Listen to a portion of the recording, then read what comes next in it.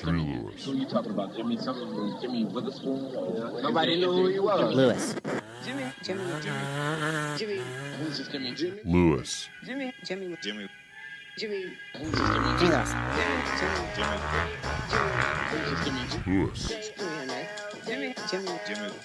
Jimmy? Who's this Jimmy?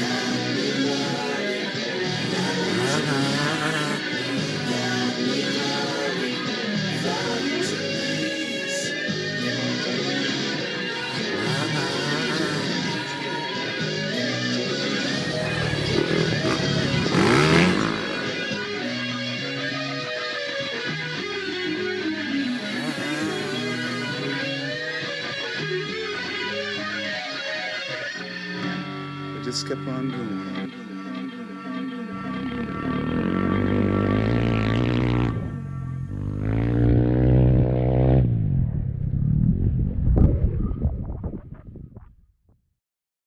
Live from Pahrump, Nevada, the Valley of the Dirt People, it's Tech Talk, Taco Tuesday, with your hosts, Jimmy Lewis and Logan Tyler. Okay, it's another exciting episode of Tech Talk Taco Tuesday. I can't tell you which episode this is because I didn't do my homework, but it's in the 250s. My name is Jimmy Lewis. I'm the host of this pod show, we like to call it, and I'm sitting here tonight with Nolan, who is not Logan. Nope. Nolan Kate, correct? Yes. Yeah. Okay, so you want to gargle that mic, make get it nice and close so people can hear you. And this is the show where we answer your motorcycle product related questions. We do it not every Tuesday. We only do this show when we want because we do what we want around here at the Dirt Bike Test compound. And say hi, Nolan. Hi. So I like to have a co-host that's like doesn't talk. You know what I mean? Yeah. Okay. So I found Logan. He was this little kid. Now he's like taller than me, and he was my first co-host, which was kind of a little bit of a joke. We were actually like my friend's Logan's dad, Jimmy, who's also co-hosts with me all the time. Like, why do you want Logan? He doesn't even talk. I'm like, perfect. So I'm just going to explain the role of the co-host here on Tech Talk Taco Tuesday, because evidently I have a drinking problem. Like, I like to drink, and if I'm the only one talking and then I start drinking, and I'm just talking about just like drinking anything, if I start drinking, I can't talk. So at that point, it's your job to carry on the conversation. Do we have this? Is it clear? Yes. Got it clear. Okay. Yeah. Perfect. Nolan's are you a professional motorcycle racer now? I guess. Race a pro class. You've received a check for racing motorcycles? Yes. Welcome to the club. So he has. Well, we'll talk about our experience. We had a little experience today. Some. You got thrown into the Jimbo program. Yeah, I was accepted in the Jimbo program today. Yeah, courtesy of your uncle Johnny Campbell. Yes. Yeah. So Johnny's trying to help me out by providing me with fresh riders that are capable, that can handle whatever I do. What did we do today, by the way? We went and checked a road book today. Mm-hmm. From Needles to Pahrump. Right. Whose road book was it? Ricky Brabeck's. Ricky Brabeck's road book. He's been working on that thing for 2.5 years.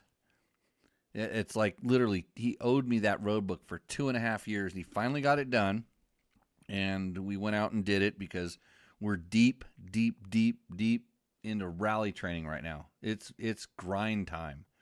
What do they call it? Boot camp, right? Boot camp, yeah. Boot camp. There's a lot of stuff going on. Bike stuff going on, training going on, all kinds of things. Like whether it's 2 wheels or 4 wheels, it's rally training boot camp, even though that probably should have happened 8 months ago. But there's this prep that goes on. This should be like the final push. So that's what's going on here. And we're going to answer. We'll talk about that. Doug Derby wanted to know if this was live, and yes, this is live. That's why it's so crappy, because if we produced it, it might actually be better. And Joe Bummy has a question, and we answer the questions that come up in the chat, like literally as they come up in the chat, and then we'll go back and answer questions that people have commented on our videos. So if you're watching this live, you can ask questions. We encourage you to ask questions.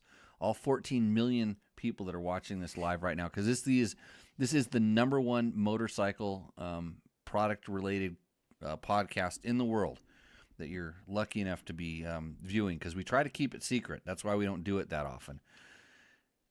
Joe wants to know, what does Joe want to know? KTM 500 2025 best ECU exhaust combo in your opinion? Okay, we had some discussions today, didn't we? Yeah, we did. We did on the trail. We were talking about different things. What do you think my answer is going to be? Completely stock. Pretty much. Pretty much. So KTM 500 EXC, the best ECU for that bike is pretty much the stock one. And the exhaust, I'm not going to say it's the stock exhaust is the best, but what was I riding with today? Stock exhaust. Okay, and I get all those exhausts for free, right? I can generally call somebody up and say, hey, well, they always want me to do something like post something or do an Instagram thing where hey, look at the unbox it, or maybe I put it on my bike and say this thing's so rad it just roosts. Well, bike kind of does that without, but anyways, so I can get almost all the different exhausts for free if I just make the call, but I don't want to feel obligated to do it, and so I'm just lazy, and I would like to have, there's a certain exhaust that I would like to have on that bike that I have on my other bike, but I just didn't feel like switching it because it runs I don't know. It actually, my bike works so good today that the only reason I don't like the stock exhaust is it runs a little hot. Like the exhaust gets hot, and then some of those deeper sand washes, I was getting little, like this morning when we got gas, like we were going up that first sand wash, and I laid into it a couple times, and I got the little detonation. Yeah. It's just because that exhaust is a little bit restrictive, and it adds a little bit of heat. It adds heat to the motor, and that's what was causing kind of the detonation. So those are the best ones. But you want to know what he really wants to know, and we talked about this. Yeah. He wants to modify his bike. Mm-hmm. So the best ECU exhaust combo depends, Joe, on what you are trying to accomplish. And a good ECU allows you to tune the ECU and make the bike into whatever you want it to be. And generally, the exhaust would play a part in that equation. So if you just throw an exhaust on, and like I said, there's an exhaust I would like to put on my 500, but it isn't as good like kind of on the first eighth to quarter throttle. Every place else is better. But that initial, so sometimes when you're kind of just setting up for a turn and you want a certain kind of power delivery, if it flutters a little bit because it's a little bit lean, which is what happens when you open up the exhaust, it's not as good. And so I'm now debating whether I want to, until I get a different ECU where I'm able to do some ECU tuning, which is problematic on the emissions compliant bikes. So it's a good question. So if you can tell me what you're looking for, Joe, I can give you some opinions, and that's all they are. Did I answer that question? Some people say I go off on the deep end sometimes. No, I'd say you answered it. Answered it. Okay. Next question. You're next. We have a studio in-guest guy who has questions about a Honda, so both me and you can help him with that. Okay. What's Doug Derby want to know? What's a good set of dual sport tires for a Husky 501 for the Death Valley area? No hard enduro. Pirellis. Pirellis. Pirelli helps us out with some of the stuff that I do. I know the JCR guys, you run Pirellis. Yes. So the interesting thing is Pirelli has a wide range of dual sport tires, and it depends on like, do you need to be like DOT, like Death Valley area? What would I run there? The XC, the MX Extras. Have you run those? You guys run the mid hard. I run the mid hards. Mid hards, but they're knobbies. But and then Pirelli has the infamous MT21. And I say infamous because we used to run them all the time because they would last forever and they would get the job done. So those are like dual sport tires, real 50/50. The problem is that the MT21 front tire is a little bit small. It doesn't look as bulky, and it is actually a little bit small. I have a set mounted up. I ran them for a little while and didn't pay attention to them, and then took them off because I had to run something else to test something. But those are dual sport tires. They were really good. There's a bunch of other tires as well. Excuse me, that you can choose from. But that's what we're thinking. No hard enduro. Yeah, they'll and some people are worried about like, oh, if I run my tire when I'm riding down the street, is it going to like wear off or knobs fly out or something like that? Now somebody's what do they call it when people poke at you with information? If you're looking at the chat right now, you just saw JB Black do that to me. I don't know. That's a lap time at the go-kart track. You know, we were trying to go to the go-kart track last night, but we were out of town by the time I got the info. Okay. Gino, who's the owner of the go-kart track, who's really good at this, did a 17.2. I don't remember what my time was. I want to say it was like 18 something or other. Oh wow. And like to get a second in a 17 lap time track is crazy. And yeah, that's a ball buster time. Okay, so Joe Bummy has a backup to his question. He says he's tired of flameouts that are happening at the worst time possible, looking for a tune that would just unleash all the power. So flameouts that happen at the worst time possible. A lot of times that doesn't necessarily change with the ECUs, Joe, because what's happening is you're at such a low RPM that you're probably doing something kind of big with the throttle, and since it's a 4-stroke, there's a lot of downtime between that firing stroke, and you make a significant change in the throttle, and the bike can't compensate for it, and there's not a lot of flywheel inertia and different things go on. So you're talking about low RPM, big throttle position change, and it can't do it, and it basically backfires or flameouts or whatever you want to call it, stalls. It happened to me today.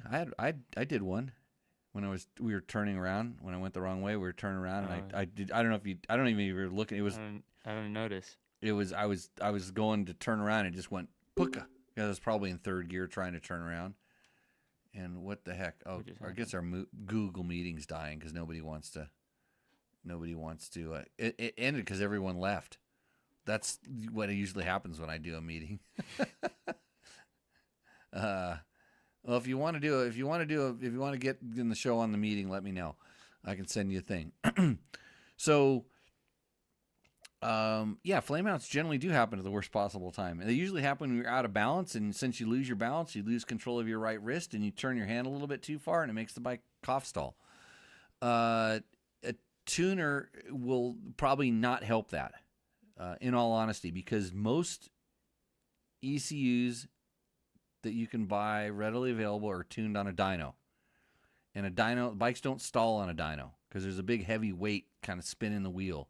And very rarely do the guys ever check at the RPMs that the flameouts happen, do anything. And my number one biggest complaint with any ECU, almost most ECUs that I've ridden, is they're not tuned at that super low RPM. What we're just talking about, where you want that bike to do something. And I like really trusting the torque of the motorcycle, trusting that kind of inertia down there. If I didn't, I would just turn the throttle farther. If I wasn't worried about it, and any of them will get any pipe, any ECU will give you, it will unleash all the power. I guarantee you that their dyno chart's going to look way better up in the area where you never ride. I'm such an ass. Up in the area where you never or very rarely ride. I mean, you'll go out and you'll take it and you'll go someplace, and you'll turn it wide open and go, oh yeah, and there's my $1,700, and I feel it. But I pulled out when we hit the pavement that one time today, and I turned my bike. What happened? Yeah, you almost looped out. No, the front wheel came up. All that 35 horsepower on my KTM 500. So yeah, kind of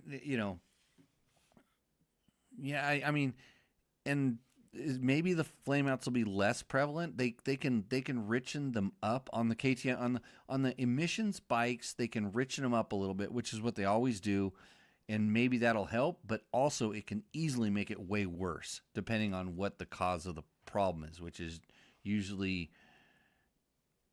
inconsistent throttle openings or doing something with the throttle that is not what's normal. So, hopefully I answered your question on that one. So if you have any more questions, throw them into the chat. If you are watching this later, like not on a Tuesday night, and you say, I have a question for this guy, I should ask him, throw it up in the chat, because we go back onto all the comments that you do. I don't answer them, like type answer them back. We bring them up, which we'll do next on this show. But, Bryce, we have a Pahrump local who has some questions about his Honda. Come over here and sit down. We're bringing in Bryce Shemp to the show.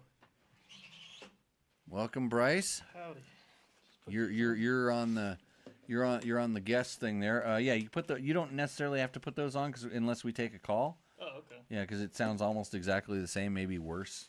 Have you ever listened to yourself, like when you record yourself? Yeah. Yeah, talk to that microphone there.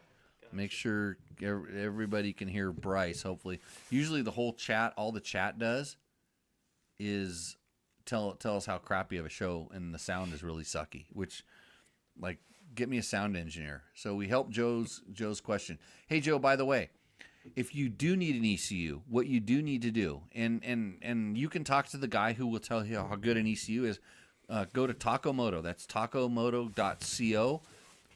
Send them an email. Ask them a little bit about the ECUs, and they can explain all the differences. They have things where you can flash your stock one. They have you can buy Get Tunes, and there's a couple others that they have as well.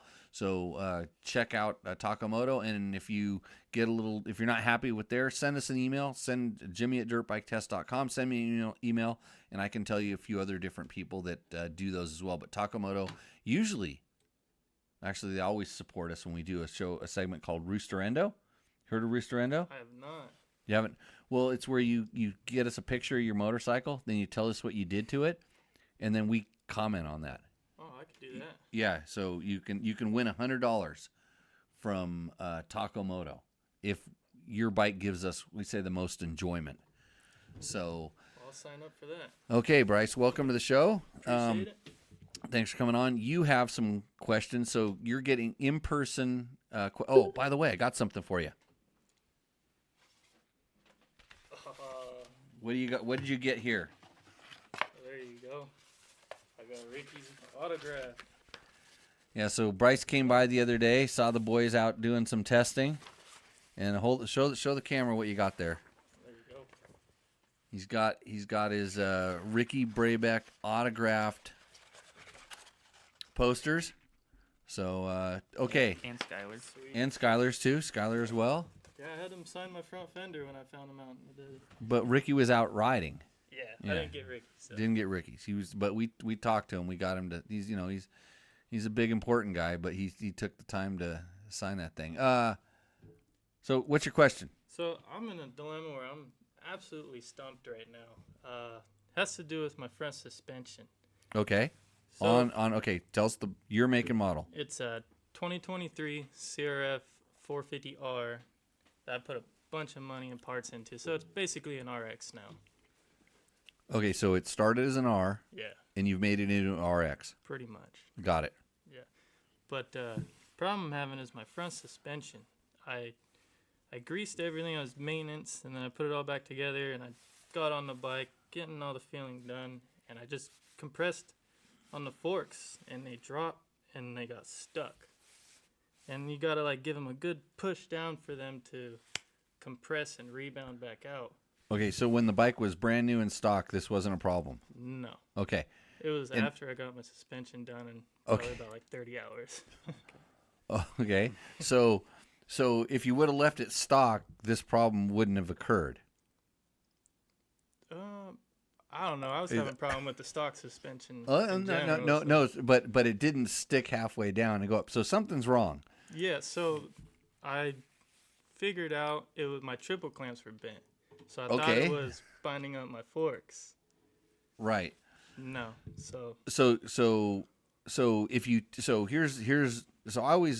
the way we do this on the show, or just in life. This is in general. This is a good thing. It's like, what was the last thing you touched or what you did? So if it was working fine before, like as far as the function, we're not talking about the outright performance. If the function was working good, in other words, the forks were moving up and down without sticking, what did you do between them working good and then getting the sticking. You said you had them serviced or valved or done something. Yeah. So I mean, I didn't get this problem until I know just now recently. Okay. Yeah. So what I would say is there's a whole bunch of things, and Nolan can vouch for this too. Like when you put forks onto a bike, and you saw this because didn't Kendall come over and torque wrench your bike? Yeah, it wasn't Okay. that embarrassing a little bit. Right. So people, whether it's setting the sag or torquing bolts or just general maintenance, and the fact that you said you're greasing parts, that's good. Yeah. Parts need, especially when bikes are, 5, 10, 15 hours in, it's probably not a bad idea to make sure there's grease in all the right places. And then when you do put it back together, look at that damn manual, and it gives you some torque specs, and put those on there. Put the torque wrench on there and check it. When you assemble a front end, you want to take this, Nolan? Yeah. I'm getting kind of thirsty here. Okay. I need to. I want to have a sip. Yeah. What? First of all, what's the most important thing besides torque? Is everything's what? Straight Yes. and settled. You want to make sure everything's straight and then settled into their position before you torque everything down. And pinch bolts on your triple clamps are very important, which could be a cause to your fork sticking. Yeah. And you said that you had bent triple clamps. That didn't involve Big John, did it? Big John. Remember, Big John Perkins? Oh, Weren't you? see, yeah, that might have been why those So were banned. Big John, another great co-host on this show. That was crazy. It's funny because he was in a local desert race here, and there was evidently a pileup with 4 Hondas in the pileup. It was really dusty and nobody saw anything. But John came into this thing and he tried to not kill you or somebody else. Oh, he tried not to kill my buddy that was stuck Oh. under the bike with someone else. So it was just in the dust. Dust cleared. All of a sudden, there's a guy underneath his bike, and so John, he probably could have just lifted and wheelied over the guy, like his neck, but he decided to turn out of the way, and he did a big old cartwheel, and his bike was perfect. Nothing happened at that time to his bike, but he broke his femur really bad. Yeah, he flew over my head by like 5 feet. Yeah. And his bike came at me like a heat-seeking missile. Okay, so this might be why your triple clamp was bent. Yeah, I did that whole race with my whole front end loose. Like you could shake it back and forth, up and down. Yeah, So that's not good. no, I didn't figure that out until after the race. was Okay, over. so we talked about torquing everything's in. So even to the point where when you put your axle in, on your front wheel, if you put your axle in, you want that sucker to slide in nice and straight. If you have to wiggle and jiggle a lot because it's out of line, like a lot of time the shoulder, where the shoulder of the bolt goes in, some people, they can't get that in because it's so out of line. It's a millimeter or 2 up and down because the forks aren't the right height level. Little things like that make a huge difference. So what I would suggest is you're probably at this point where take it all apart. Take the forks off, take the front wheel off, take the forks off and check to make sure they move smoothly on their own. Okay, verify that those things are working by themselves, because I'd be willing to bet more money than I can afford to lose that something in that is out of line and it's causing some sort of a binding. Yeah. And so I would take everything off, check each fork, make sure the forks work. If the forks are sticky or there's something wrong with it, then we need to talk about whoever did the service, the valving, the whatever. There's a lot of people that claim they know how to do suspension, and they just know how to take your money and tell you it's better. So that's number one. Then put it all back together. You just got the new triple clamp, so I'm sure the bearings are all greased, everything. There's a really specific way to torque down the triple clamps, and you want to do the triple tree on the bike all by itself with nothing else on it. And generally it involves putting it in there, kind of making sure it's all square, then with the nut that's holding just the bottom on, you kind of generally over torque it and then loosen it up and bring it back into torque spec. And it requires a special, there's that 4-fingered, or there's that socket that goes over the top. You can do it. Nut. Castle nut. Is that what it's called? Castle nut. So There we go. You're rolling right in here. You're better than Logan already. I'm going to say. Um, so you want to get that bottom one all nice and tight. Set the top one back on top. Usually you put the fork. Set the bolt that holds that down. Put the forks into it so they're centered, and then there's a torquing procedure for that upper bolt as well. And you can't. And I've seen people do this before. Is they put their forks in there and clamp it, and then torque that top one down, and the fork is now like, bound differently. So there's a procedure for doing that where you want to like slide the forks in there. Usually you they're not torqued yet. You just hold the lower parts, the lower clamp. You tighten those ones down. You put the top triple tree, make sure that everything's all squared up, and then with the top triple clamp bolts loose, that's when you torque down the upper bolt. Oh, okay. Yeah, see, I did that process a little differently. Okay, so I just put it all together, put the forks in, but I did test the forks like you said, and it wasn't sticking off the bike. Right. So it might be something with the installation, but okay, so I did a lot of research. Make sure everything's going together, kind of in a procedure that keeps everything straight. And then the next thing is you want to check to make sure, because if your triple clamp was bent, your stock triple clamp was bent, there's a fairly good chance that your axle could also be bent. That makes sense. And if the axle is bent, that's going to put everything into a bind. So lots of different things there, but I don't know if in the manual it tells you like if there's a procedure. That'd be a good video to do if I did a show called Today in the Shop where I actually showed somebody how to reassemble the front end. I got a bike for it. I need somebody to point a camera at me when I do this crap. We should talk. But you have a real job. Yeah. Yeah. Yes. And hey, kudos to Bryce. He works for the town here. And he comes out and preps our kids' mini bike track when we have ride days, and he knows what he's doing. It's a blast. Yeah, it's pretty cool, and it's awesome to see the kids out there enjoying the fruits of our labor. But I'm a big kid, and I ride that track. Have you seen the new jumps they put there? I have not. I just seen it I didn't on even. Instagram. I only saw it on Instagram too. I don't know. We have a meeting on Thursday. I'll go and find out all about it.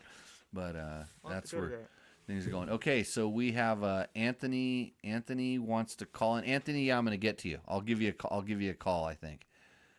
Where are we at with? There's an update from the NorCal office. That's the electric. That up in NorCal they do electric bikes. I've got to do a lot of updates.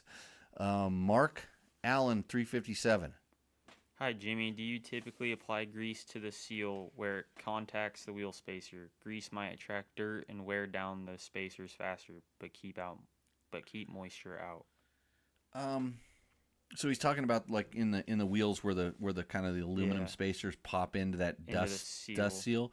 So I don't ever put dust on or grease on the outside. There's usually grease on the inside. Yes. Like if you look at it's a double lip seal, and I usually like to have a little bit of grease kind of on the inside of that seal, just in case like water tries to get in there. It helps it. I used to pack those things up with quite a bit of grease, just because I thought it would help with stuff, and I haven't, because the bearings in there are all sealed, generally sealed bearings. I like to keep, inside the center of the wheel on that spacer that's inside of there. I like to keep kind of some grease around that guy. I'll put grease inside of that because a lot of times it's a much bigger diameter than the axle. But if you have extra grease in there, it doesn't help. It doesn't hurt. So, but I don't put it on the outside, and I don't know if it'll wear down the spacer. Yeah, I guess it could help wear down. Any dirt might wear down the spacer, but if that seal's lubed up just a little bit, it's going to be enough to help it. A little, but not too much. Yeah, but not on the outside. Yeah, so that's what we do. Marco says, "Drink up, boys," and he's got the cold. So Marco is the mayor up at Mammoth, like the unofficial mayor. Oh, okay. Yeah. He's legend in the action sports community. If you want to know what the next thing is, you talk to Marco because he's already done it and he's over it by the time it's cool. That happened with snowboards, it happened with mountain boards, it happened with everything. It was awesome. I used to hang around with them, and we got to do some pretty cool stuff. So now his kids are killing it and snowboarding and doing videos. What's the name?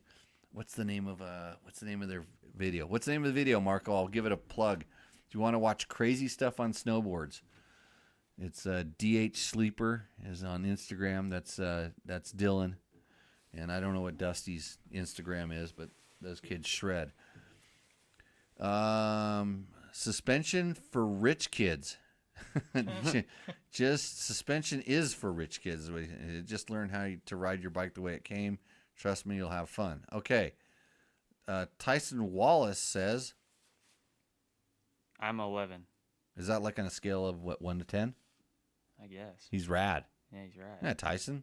That's rad. Yeah, and Anthony wants to know what kind of riding you're doing, Tyson. Chris Reel. Check everything. Check the axle in your forks without the wheel. Check the axle fitment after a crash.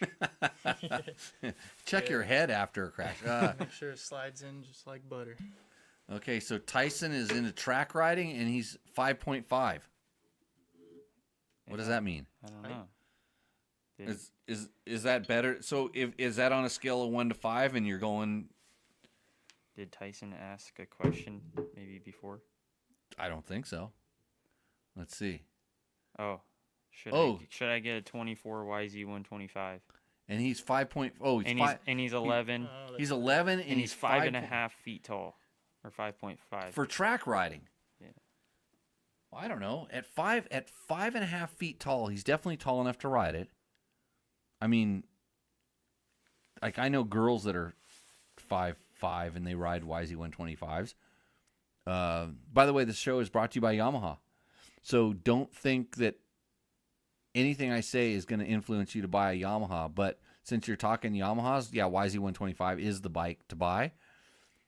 At 11. That's tall, isn't it? For 11-year-old? What does he bench press? We need to know that. Yeah, let's give us a bench press number there. We're into the things. Buster is the name of the videos. If you want to watch some sick snowboarding videos, watch Busters. Yeah. Dusty Hendrickson on Instagram and DH Sleeper on Instagram for Dusty's brother. I'll bet you Dylan loves to be called Dusty's brother. So these kids, like Marco's always been a bro of mine, super cool. And he brought him to Endurocross, and I just, it was back when I was a magazine guy, I had so much. I gave him some goggles. Kids still have the goggles. They thought they were cool. Now these kids are rad, but it's pretty funny. He sold me a snowboard too. Got a really good deal, and now now one of them has a signature model. I got to check my phone, but I don't know where it is. Ricky's telling me to check my phone. Where's my phone? Just heard it ring somewhere. You heard it ring? Yeah. Something vibrated? Did you steal my phone? We're losing stuff here. Let's see, Mark Allen. Thanks for the wheel advice. Go ahead and do that. I'm gonna try to find a phone. This is the best show because we're so prepared. Oh, I see it over there. It's hidden. Ask. So Mark Allen says, I finally got my 501 back on Friday with a new camshaft under warranty for the broken decompression weight. Oh, awesome! Yeah, we helped him. We helped him out on the show. He had this problem, and it was crazy. He's benching. Oh, he went. Tyson's benching 90, now 95. 95 pounds, and he rides his dad's 450. Oh, and he rips. Yeah, that's good. 5'5". I got it. He's. I think he's okay for a YZ120. What did your dad say about YZ125? Okay, Tyson, what's your bike right now? And what are, let's see, if you ride your dad's 450, that's pretty good. Let's see. Let's see. I got messages here. What is the email for Rooster Endo? That's what Ricky wants to know. You'd think he would know. He submitted. It started being called Roost Endo or For Sale, because every time Ricky had a bike for sale, he would submit it for Rooster Endo, and then we'd get him on the horn, and he would say, "Oh yeah, it's for sale if you want to buy it." I think we sold some of his bikes. And I didn't even get a commission. And Marco says, tell Ricky thanks for letting us golf his course at Willow Valley. That'd be a great place for a GP. Like when we rode out it's up the street from where we rode out, but they have a little golf course in there. Nice. Yeah. Oh, he's right. Tyson's a big wheel 85. So, yeah, that's the next step is a 125 is the next step from big wheel 85 for sure. So, what brand, Jan? You got to be Blue Crew, right, Tyson? If he's going YZ 125? There's a picture in his profile. I think it's a YZ 125. Is it a YZ 125 in his profile, or Looks is it? like it. I don't Oh, know. he's already he's one step ahead. Yeah. Yeah. So, sometimes we say Tyson at 11, sometimes we say bad words in this show. So make sure that you're allowed to watch this, because we're going to start giving you all this advice, and your dads go, where'd you learn all this stuff? From those guys? So, okay. Okay, we're going to move on to, so do we answer all your questions? Yeah, Bryce. pretty much. So also, when my stock suspension reason I got it done was every time I would accelerate, I would hear when the forks Top out. Yeah, all the time. I never had that problem until and then I got my suspension done. It went away. Are you trying to keep a straight face, Nolan? As a Honda guy? Yeah. Is that a thing? Because I had KTM's my whole life. This is my first Japanese bike. Top out is a thing. Yes. But It's a thing. It's a thing, and it's funny because it feels worse than it is. Mm-hmm. This is something I complain about. If there's this thing I do called dirtbiketest.com, and we actually complained about that, probably on the test of your particular bike. Actually, I never really I don't notice on the motocross bikes. I notice it more on the RX, and just because maybe the way the setting is.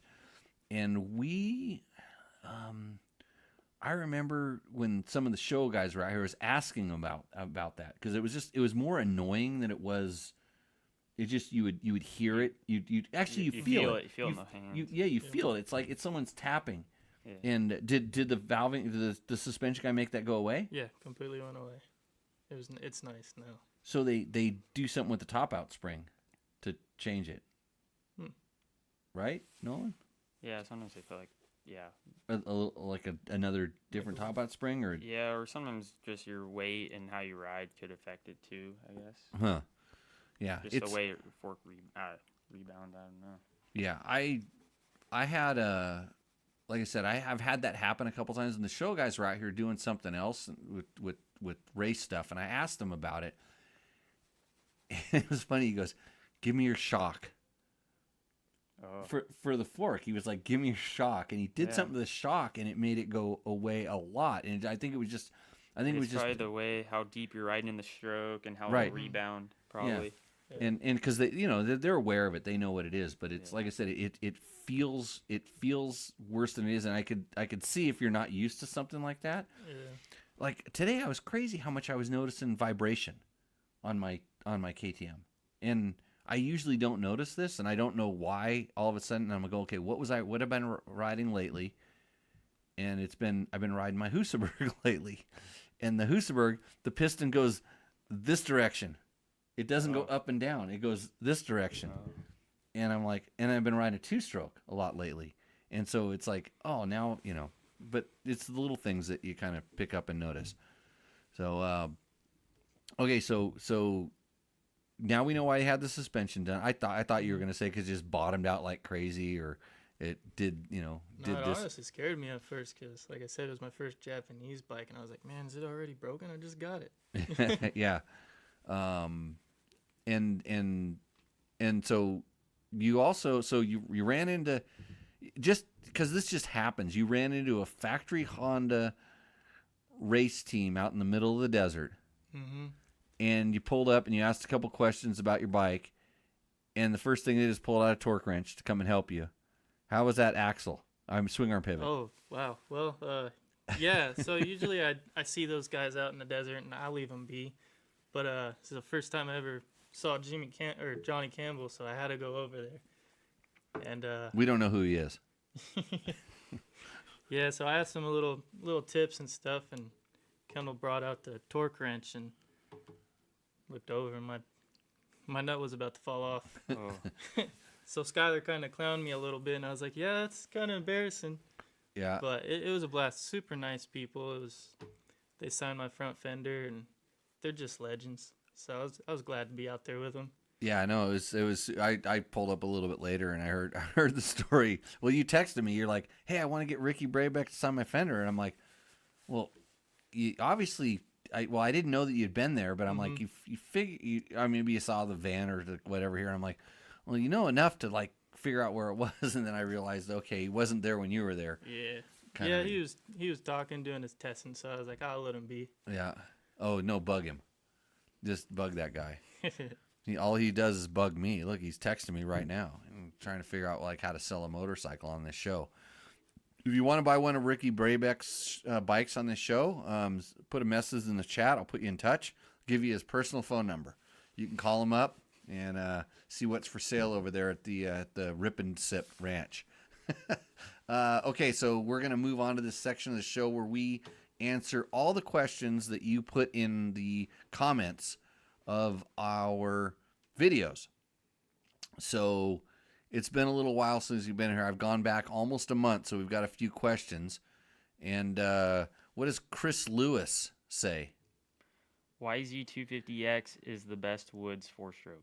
I agree, because this show is brought to you by Yamaha. Yamaha makes the YZ250FX. You have to race against. You used to have to race against those. Used to. Yeah, you're 450 guy now. Yeah. Yeah. So I agree. I have a brand new YZ250FX in that shop, and I need to go shoot photos of it before I ride it. And I was supposed to go race it, but I got sick, and I didn't race it, but that would have been cool. What does Dr. D. Dowdy do too say? I have mixed feelings. Can-Am is building bikes again. Yeah, but it's electric. They got any real bikes in the works? ? They have electric bikes in the works. So, and then somebody said it's my brother-in-law saying happy birthday, which is kind of strange because like he's saying happy birthday to his sister, which is my wife, on YouTube. Like that's a great, should I call my wife and tell her that that's the thing? Let's see. Here's one. What does Kenny B 7883 say? You guys look like you have high-end microphones, yet it sounds like you are all talking through a cheap mic. That's so far away. Something's not right in the setup. Kenny B. I told you they're going to complain about the sound, right? Yeah. Well, so if you're listening to this right now and these sound like cheap microphones, actually, I'll tell you I know what the problem is. So Bryce's microphone runs a little bit hot, that one over there, and it picks up a lot of noise, and there's like some sort of a delay. So sometimes it does sound like a cheap microphone, and usually people will put it in the chat, but if they don't, I don't pay much attention, and my editing skills are really not that good. I mean, there's all these buttons you could push if you knew what you were doing to fix it. But since Kenny B, you brought it up, I'm going to do something here. We're going to go to Kenny's B's YouTube channel and see what he's into. He has one video posted. Kenny B, he looks like he's a military guy. I appreciate that. So yeah, why don't you come in here and fix my microphones? This is all I like to say. Joe Stratman. Says cool video. Yeah, that was Get Her Done. That was Get Her Done. Yeah, you gotta say this because I'm about ready to have another one of these. What does Kenny B say? Says audio is still awful. Thanks, Kenny. I appreciate you checking in with us. Let's see, 262, and then where's his other? Did he? Where's his other reply on this? Well, but Gibbs says, great video. Right. Okay. So we have 263. Yeah, I guess we didn't fix it. Kenny's 1 month ago. Yeah, he's just beating on us. Let's see. Let's go up to some other good questions here. Oh, what does Jimmy Cronwell How can I listen to the rest of this conversation? So he is watching a short that we posted, and this is what Anthony. I should probably give Anthony a call. Anthony wants to put more of these shorts up. I guess they're big on the YouTubes, and he did one where I compared an XR650 to a KTM 500 for the best dirt bike ever, which that's like a really unfair. Hey, where we rode today when we were up in the mountains, and I said I don't know if where we saw the CHP officer. Oh, yeah. And then we went up there, and I wasn't really sure where we were going to go. Yeah. You want to know the last time I rode up there and what I was riding? Right. Nobody had ever seen a Honda XR650 before. Okay. And Johnny and I raced it in Vegas to Reno, and that's where we tested it. Like we did the setup on the bike, was up on those little roads, because it's kind of the same as some of Vegas to Reno stuff. We were more worried about, we knew it would go fast in a straight line, but how would it work on that more technical stuff? And that's where we rode, was up there. Mountain up in the mountain there, which is pretty cool. So Jimmy, if you want to listen to the rest of this conversation, you can. And Dale, thank you, Dale. Dale says you go to Tech Talk Taco Tuesday number 9 on YouTube. YouTube. Yeah. So a lot of these shorts that we cut out are from old episodes. I don't have the time to go cut them out and figure out where they came from, but I'll tell somebody who's smarter than me to put that information in there. So if you want to listen to the whole conversation, but we, just like on this show, we have conversations about this kind of stuff all the time. So you could actually listen to Tech Talk Taco Tuesday, whatever this one is. I'm going to say it's like 254 or 55. And you can listen to 256 and we might have the same conversation again. So you never know. What does Michael Rodriguez 8142 want to know? What Dunlop tires were you guys using? Well, they should have been using Pirelli tires, but this is Trevor conquering the Big Bear hard route on a KLX 300 and a CRF 300L. They were actually running like MX 81s or MX 32s. They put full-on off-road tires on those bikes to do that, because I don't think the 606. I think the 606 would have done just fine on those. But anyways, they're talking about the 2025 CRF 450 RX. Is it better than the old one? And George Edwards wants to. He says, and still has the same crappy MX gearbox. Okay, Andy Wobum says, I haven't ridden this Honda. Okay. This is great. He's going to comment on the video that he's going to answer the guy that says it has the same crappy MX gearbox. So the gearboxes are exactly the same between Honda. That's what you have. Yes, sir. And so you have the crappy MX gearbox. Yeah, it's pretty short, but I geared mine and put a flywheel weight on it, so it's a lot better. Right. So there's ways around this stuff. Andy owns a 25 Yamaha 450 FX, expert level. It has a wide ratio. Like, again, this show is brought to you by Yamaha, so I'm only pointing out the good points with anything Yamaha. You'll never hear me say anything bad about Yamahas on this show. But most guys who have ridden both the F and FX models, me included, actually prefer the MX gearing. First gear is almost unusable. He's talking about Yamaha. With the gearing up on sprockets, I almost always start in second, and either third needs to be a little higher and fourth a little lower, and fifth might give you a few miles an hour faster than the Moto gearing. The 6 speeds hurt reliability. I wouldn't let the gearing, especially on a 450, break the deal. I completely disagree with almost everything that Andy says, and I even disagree with the crappy MX gearbox comment from George. But hold on. George comes back, and what does he say? He says, to hear the other side of the story, 450 not so bad as it has plenty of power, but the 250R and RX share the same gearbox. It should at least have a wide ratio in it. It all comes down to the cost from the bean counters? Bean counters, yeah. Bean counters. That's what we call an accountant. When you get older and you start making money, you have to have an accountant. and you Okay. just call them a bean counter. Bean counter. Yeah. I've gone away from the Honda RX models for that reason. Not to mention the Yamaha FX models have so many more features compared to everyone else. Oh yeah, absolutely. Yamaha Blue Crew. I've just purchased a 2026 YZ250 FX to go with my 25 CRF 450R Works Edition. Seeing I still like doing some MX every now and then. So, I don't know. So, 250 on the 250 RX. That's a 6-speed gearbox. 5-speed. It's 5 on the 250. Which is it? The KTM's have the 6-speed gearbox in their 250s. Yamaha has it. And No. KTM. Yamaha and KTM have 6-speed gearbox on their 250Fs. Even the motocross one. No. Both, I think KTM and Yamaha, the motocross have 5-speed, and then their FX and KTM XC have 6-speed.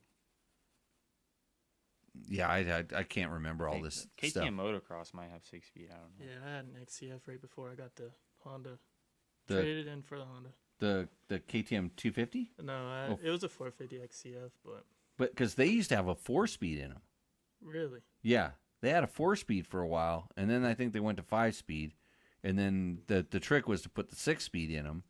I mean, there's something to be said for it. It kind of depends on what you're trying to what you're really trying to accomplish. Like if you're doing a certain kind of racing, and it's really rare, even as much as people think that they need the 6-speed, that they're ever really topping the bike out in 5th. And that's what I say. You kind of like gear it, and sometimes, they gear it too much. I always like to have a 6-speed that was an overdrive.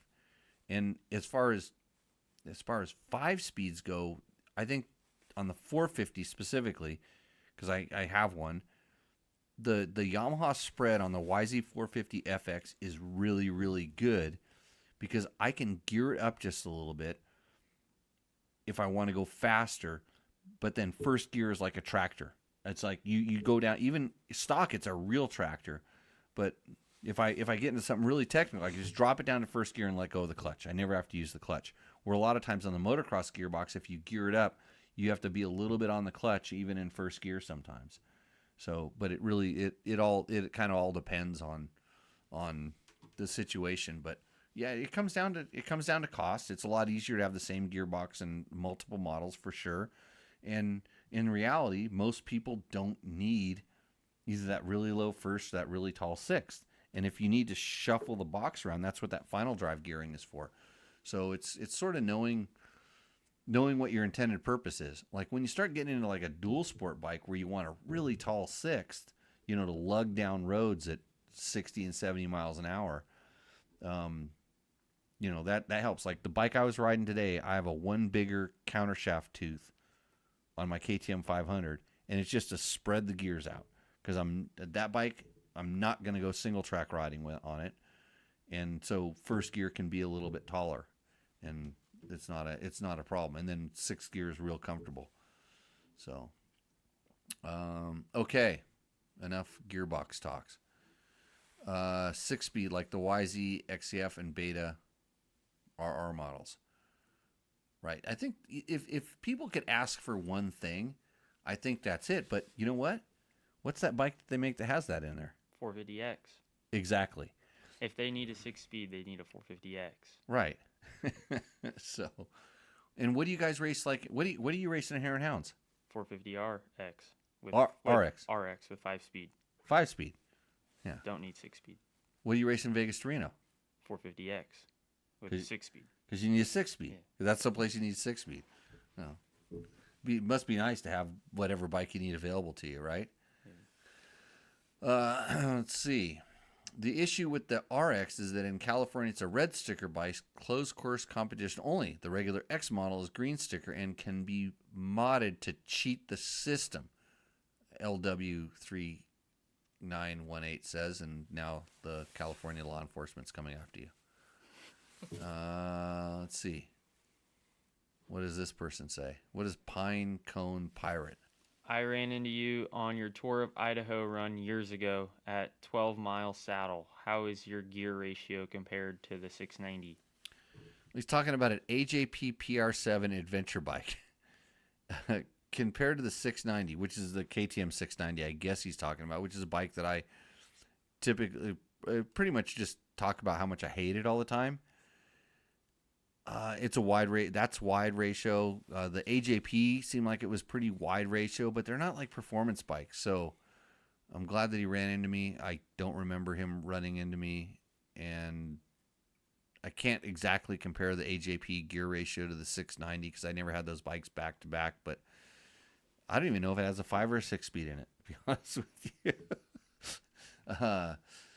Yeah, I have to check my facts.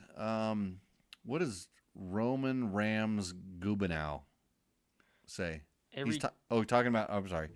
Talking about our SP Connect phone case. That's what you saw when my phone was hanging out all day today. Oh, yeah. On the motorcycle, charging. Yeah. It was on an SP Connect, exactly the same one that we're talking about here. Okay. Every time I attach this thing, it's twisting and turning and folding and pushing and helping with my another hand and a lot of swearing. It's even worse than the USB. To this day, there is simply no good phone mount system. All of them are trash. I wonder if he has this one, is my question. Because I'll tell you, there's the one thing with the SP Connect, and I talk about it in the video, is it's hard to index. So here it is right here. I'm going to use the camera. Watch this. I'm going to use the emergency camera right here. This little connector on the back. When I go to click this in onto the mount, sometimes it's a little difficult. It slides around because you don't have it right there because it kind of has to fit in it. But once it goes and locks in and you turn it, I've never had one come out. And it does the magnetic charging and hangs out, and it's vibration dampened and all the things. So I don't know what you're talking about. Is that fair? Yeah. Yeah. Tyson over here is pissed off because we didn't answer his question. What else you got for me about the 125? Hold her wide open when you get it. Well, let it break in a little bit, right? Yeah. Yeah, I would hold it wide open too. I wonder. And then Anthony tells, what does he say? Anthony says, "Give him a sec, Tyson. There's a lot of stuff shows up on their screen, and you can always watch it later when it gets posted." If he's 11 years old, his attention span is completely expired right now. Yeah. There's no way he's still watching this, and if he is, I give him credit. So what else do I got for him? So, Anthony, since you're a nice guy, why don't you just tag this, and this is straight to Tyson's thing. Actually, what has Tyson got in his YouTube channel? Let's check. We can't do it this year. It's on the other thing. What else does he need to know about a YZ125? Like coming off if he already understands two strokes. If he can start it, he can ride it, right? Take it easy when you get on him because it's like you get a lot of false confidence going from little wheels to big wheels. I always found, and it's a hell of a lot of bike. Like you can't manhandle it at your 11-year-old age yet, right? Yeah. So it's good that he doesn't want to go straight to a 450. I appreciate that. But give it some time. Take it easy. And if you're crashing, you're doing it wrong.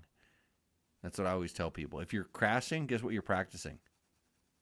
The wrong thing. Crashing. You're practicing crashing. Don't practice that. Practice never crashing. It's going to happen, but you don't want it to happen. So, yeah. Get a YZ125. Tell him Jimmy at this stupid podcast, Tech Talk Taco Tuesday, sent you to the Yamaha dealer, and they'll go, what? Maybe they'll give you a discount. Okay. Back to the questions. Where are we at here? Here we go. What is Mark mountain bike rider? So the question is 21 300 EX or this 450 Wait, I can see that better than you? or two-stroke 300 EX. There we go. So we compared a gas 450 EC450F, and he wants to know about the 300 EX. So he's basically asking the question, 300 two-stroke or 450 four-stroke. You can't talk about this because you don't know. I have no idea. You have no idea. You're just four-stroke guy. Yeah. When was the last two-stroke you had? 85 An 85. when I was 10. And you went from 85 to 250F. Yeah. So why doesn't Tyson need to go to 250F? Because he's got Yamaha 2-stroke available to him. Yeah. Yeah, right. Bryce, 300 2-stroke or 450 4-stroke? Personally, I love the 300s, like the KTM 300. Because your dad rides one, right? Yeah, Yeah. yeah. He had a Husky 300, and it felt like I was riding an 85, but it was a bigger bike in a way. Yeah. It was super nice, lots of power, and just that sound of a 2-stroke, just whop whop. And the reason you have a 450 is I'm a 4-stroke guy. I Right. had two 300s, 250s. like racing. Yeah, It's better. I think the 450 is better for like faster racing. If once you get in like extreme enduro, you'll never see a 4-stroke out there. Like it's very rare. There's guys riding 4-strokes, but and then I'm surprised we haven't seen more 2-strokes at like GNCCs and stuff, because I know like all the guys, the fast guys are riding the 350s, but it's kind of what I would do, honestly, Mark the mountain biker. Whatever you have now, if you have a 4-stroke now, get a 2-stroke. Just do it, because the change is kind of cool and it's a lot of fun. And then next time, buy a 4-stroke again. You'll get super stoked, because I get to switch bikes all the time, and luckily I have an arsenal of machines that are tailor met for every particular need. I have like 7 different KTM 500s, and each one of them has like a different task. By the way, this show brought to you by Yamaha. I have a YZ450 FX, and when I want to really have fun in the sand washes, when the dirt's loamy, that's the bike I take. But back to all these stupid KTM 500s that I have, like one is set up as a rally bike, one is set up more as a dual sport bike.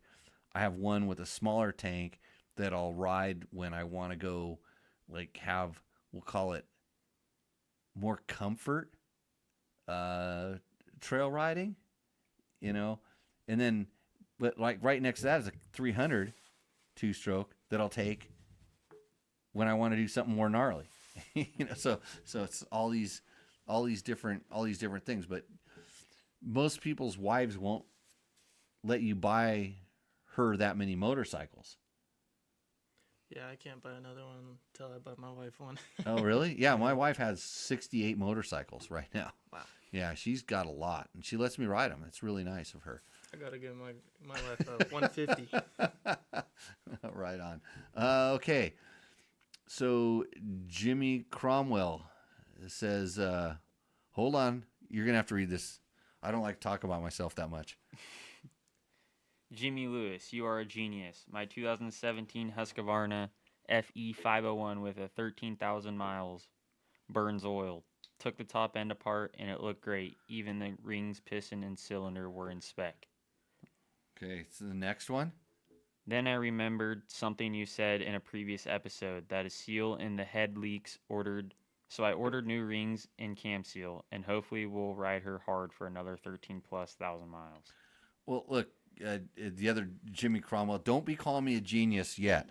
You get your problems sorted before. So it could be the cam seal. It's funny because my bike today was mine. Do you smell smoke on mine? You could smell it. Yeah. So my bike it's on its 3rd piston, so it's got a lot of hours on it, and it's using oil. Like, in fact, the other day I went and rode it hard for a full tank of gas, and it was down.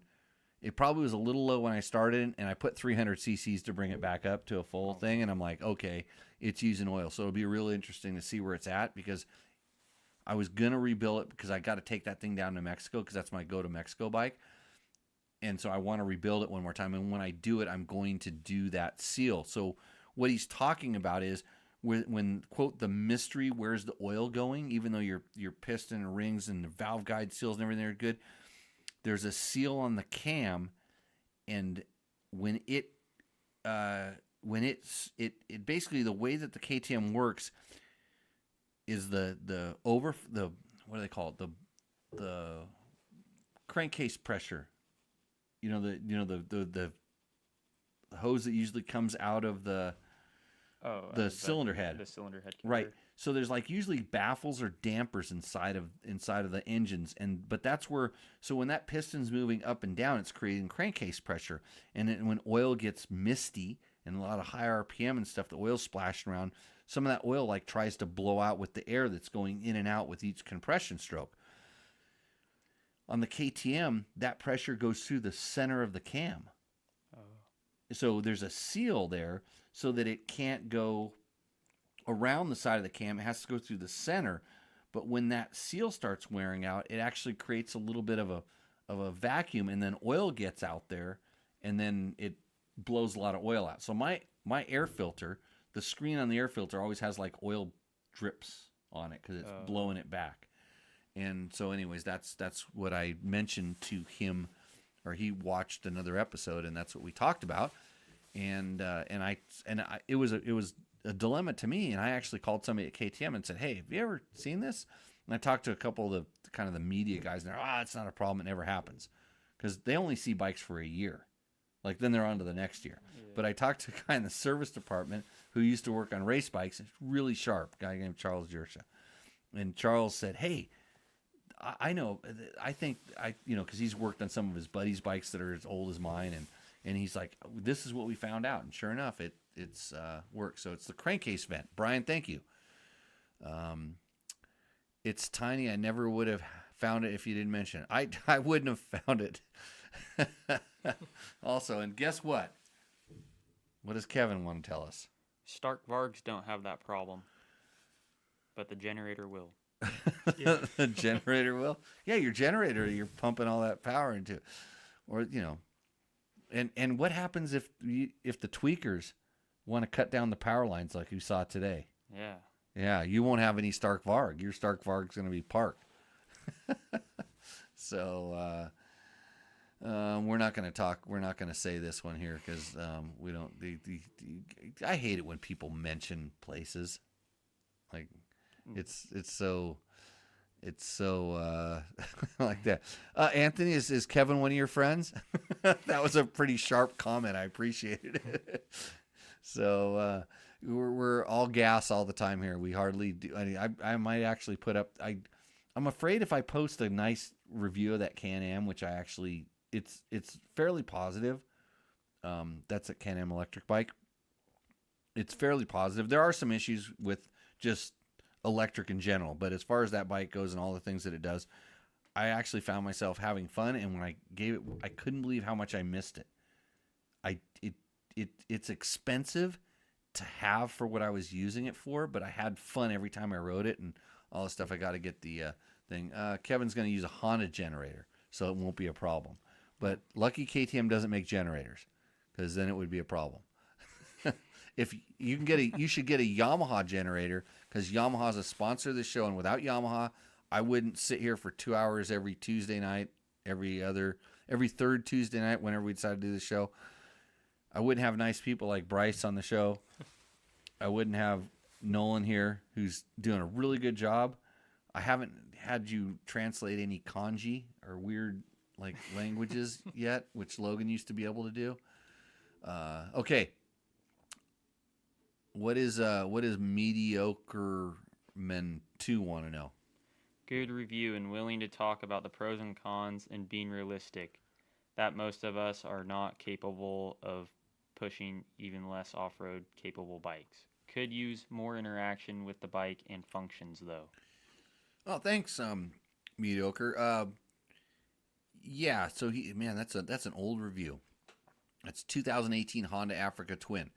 And like most of our reviews on this site, we're pretty honest. I mean, it is what it is. Even if we were testing companies that are sponsoring us or helping us out with stuff, we're fair, and that's the everybody that supports us knows that's the way we are, and we appreciate that.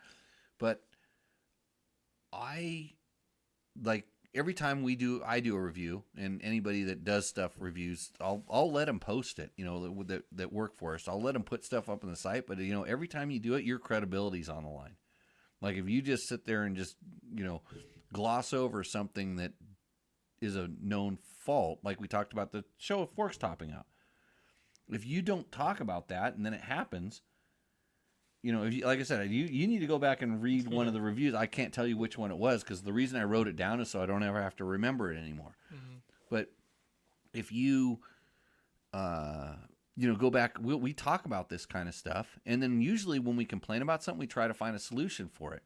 And that was something that I don't know if we ever actually did find a solution for it, but that's kind of what it is. But yeah, that's the way we try to do stuff. So if you're curious about something, go to dirtbiketest.com, type whatever you're curious about in the search engine. You'll be surprised at how much crap there is up there. I mean, really good content. So that some of it Trevor put up there. Excuse me. What's the next question in the chats? With your 500, you dual sport, do you spring it for larger fuel tank and luggage? I'm typically, because of my weight now, up a spring rate. Before, even with my luggage and stuff, I would be on stock springs, but now I'm a little bit heavier, so I've been going up a spring rate. And I have a what do they call the spring preload? I have an X-Trig spring preload, rear spring preload adjuster, so it's really easy. So even yesterday I went and zapped it. Were you there? No, it was when I was testing it. When I went down when they were testing, I go, hey, get me the 8mm. Went out there and adjusted it because it was wrong. So yeah, I adjust it. And then Brian Horton says, my old WR blew a bunch of oil out the vent and into the airbox. Instead of fixing it, I just routed the hose out with the carb hoses, then sold it to the next poor fella. That's one way. Yep. To fix the problem. You didn't buy that bike, did you? Nope. He's another local. He used to be a local around I did here. have a WR250. Actually, his dad, he works with you. Brian's oh, dad. Yeah, Brian's dad works with you. Brian used to work for me at the schools. He was just some kid we found running around town. He used to help us out at the schools. Really good kid. But I don't know about you, Brian. Now that I found out you're selling out junker bikes.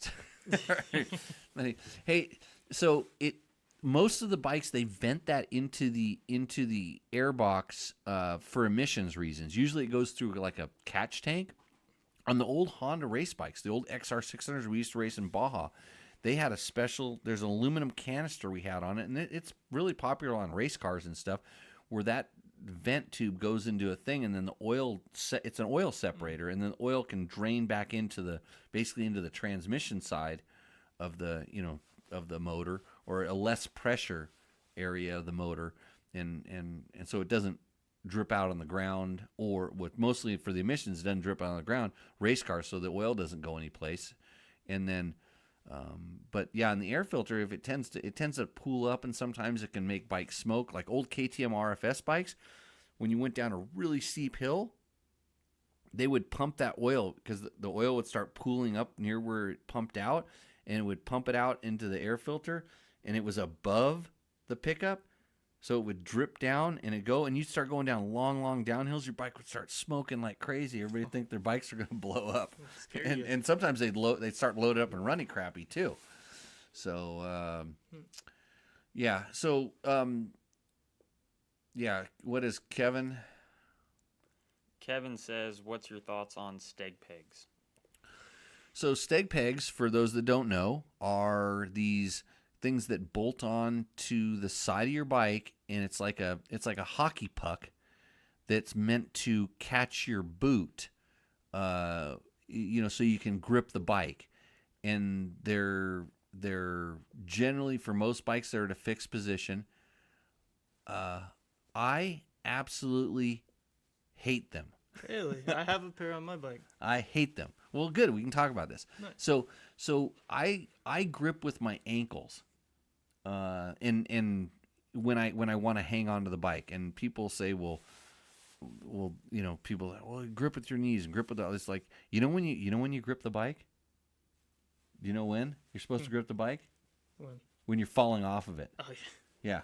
you gotta save yourself. Yeah. So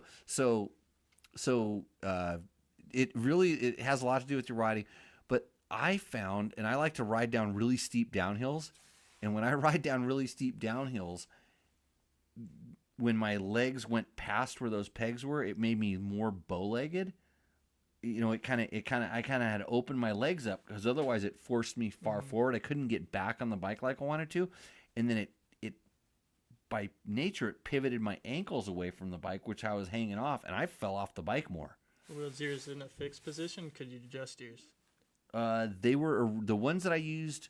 The very first ones, they were in a fixed position. They weren't adjustable, and I've heard they've become adjustable. Yeah, mine's adjustable, and it's amazing.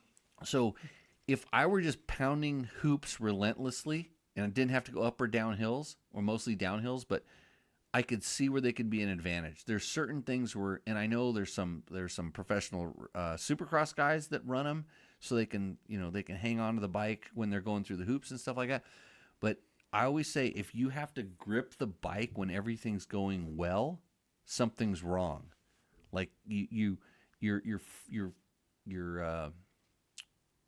reacting to a problem. You should be able to be pretty relaxed on the bike when it's doing its thing, and everybody says, "Well, you're never going to be like that." I'm like, spend more time working on your suspension, and spend more time. We talked about this today too, didn't we? I think so. Yeah. Riding loose on the bike and how to do that. How did that go? We're good. You have to fight for it a little bit, right? In the beginning, you realize how much you're gripping and hanging on. Yeah. And then you start realizing, if I anticipate what's going to happen, if I allow the bike to move around, pick better lines, different things like that. But so I'm not a fan of steg pegs, but you are. Yeah. Yeah, I run mine kind of back furthermore, just for that reason, because that you mentioned. The downhill problem. Yeah, because I had mine all the way forward at once to grip my ankles really hard, but like you said, when you go downhill, you end up sliding off the back, and you catch them with the front of your boot. But it's mostly to stop you from falling back on the bike, correct? Yeah, like going up rocky hills, it's so helpful. Because you kind of lock in, and then your boot bumps into them. So it's not really your ankle that's holding on. It allows your kind of thigh like with calf, I guess your calf to hang on, and just because I don't like them doesn't mean they're good or bad. It's because there's another thing, like there's these pivot pegs. Have you ever seen those things? They're pegs that pivot. I deplore those things. It's one of the worst things that we did a blind foot peg test. And they put them on the motorcycle, and I literally almost fell off the bike 3 or 4 times because I couldn't, because I used the rocking motion of my foot on the foot peg, evidently, to tell me what's going on. And when all of a sudden I lost that, that's weird. I lost my balance. They're definitely for a purpose, and I would think that it's masking a problem that could be corrected other ways. This is probably the way that I would put it, but there was more disadvantages than advantages. And I definitely could feel that if you were doing a very consistent thing, I could see where that could be a good thing. And we've seen it even like with some stuff they're doing, like with seats. Now we call them gull wings, where the seats now, instead of kind of they get kind of fat just a little bit past the middle part of the seat, and it's not an upper part of the seat, even though some of the comfort seats do this. It's on the lower part of the seat, and it's the same thing. It's a softer version of that. So instead of being a hard plastic thing, the seat allows you to kind of grip up there. Yeah, seat concept makes seats like those. Yep, and they're on factory rally bikes, for instance, sometimes. Nice. So nice. Yeah. What's Kevin's next question? Kevin, you have a 3-question limit on this show. What is the best tire for hard enduro? Especially after he told us that we should just all ride Stark Vargs. I think that's what he's implying, from Northern California. The best tire for hard enduro. Dude, those gummy tires are ridiculous. I like the golden gummies. Yeah, a lot of people do. I don't have a ton of experience with all the different brands. I used to do stuff with Kenda, and they had a Ibex gummy or something like that. My problem is that the durability on them is relatively poor. And so even though back in the Kenna days I had the Ibex, I preferred the Equilibrium, which looks like a kind of oversized trials tire with little wider spacing, and it has that gummy rubber on it. But in some of the gummy tires almost look like sand tires, kind of tall knobs and big knobs, and I never liked those because they didn't stick on the rocks as well. And we have more rocks out here, but I guess back east those things kind of can, hook up on roots better. So it really depends on what kind of hard enduro you're doing, where you're doing it. Let's see here. Anthony is texting me. Also, before he forgets, oh yeah, that's another thing I got to work on. So you have any hard enduro experience? No. I do a little bit. A little bit. Yeah. Yep. And I know the golden tires are kind of a lot of favorites for some people. Metzler has a 6 days gummy tire that I've used trail riding. That's nice. Yeah. How long did it last? I haven't put light trail riding lasts quite a while. Yeah.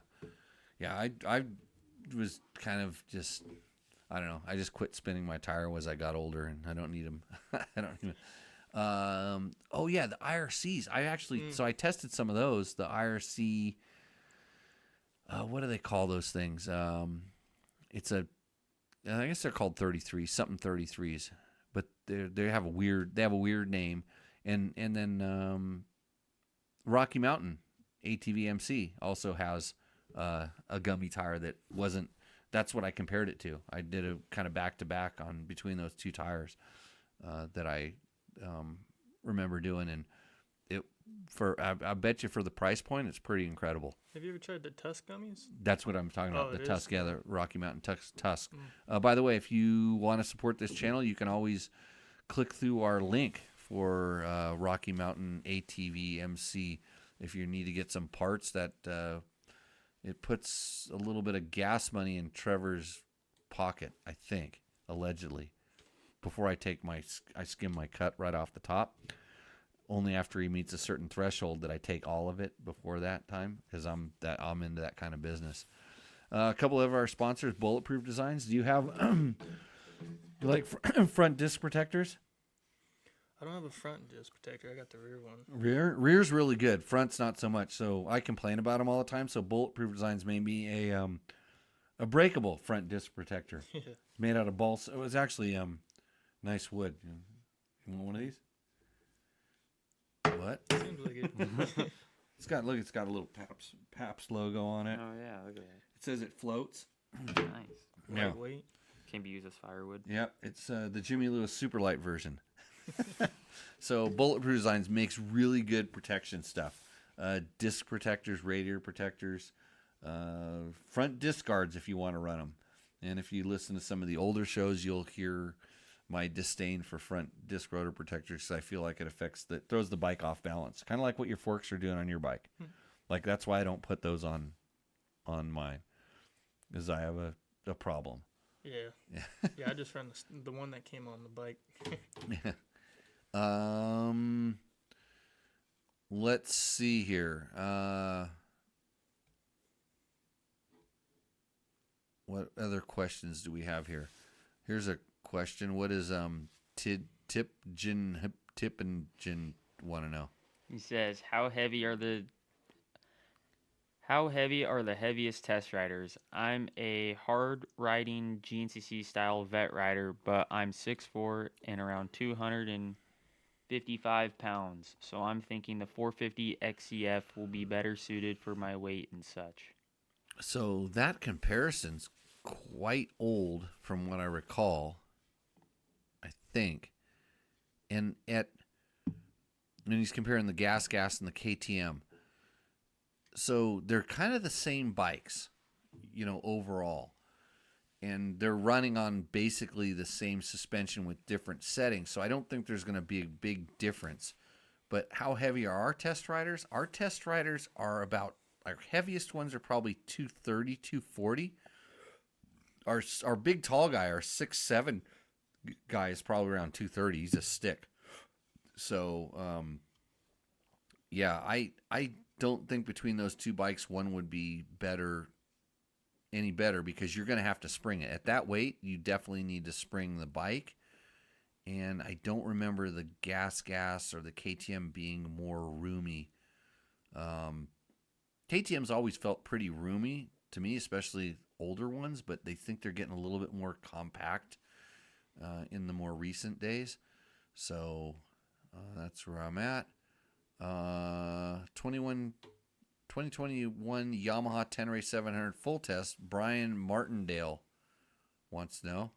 Where do I first go for the word on a dirt bike I am interested in? Dirt bike test and Jimmy Lewis. Heather's perspective added depth on a great review on the T7. Oh, wow. Thanks. That's nice. Yeah, my wife tested the bike and then we bought it for her. Yeah, it's her Tenere out there. Oh, nice. Yeah. Dumzelade Says, did you have to trim the shrouds? If so, can you go back to the stock tank with shrouds trimmed? So he's talking about the IMS 4.5 gallon fuel tank for a KTM. And no, you can't go back after you trim the shrouds because I was trying to update the way one of my bikes looked, and I had trimmed a set of shrouds for that tank, and I went to put them on a stock tank, and it doesn't work because the IMS has a different. They kind of sit on the stock tank, but they mount to something different, and you have to cut off a piece that's integral in making that happen. So,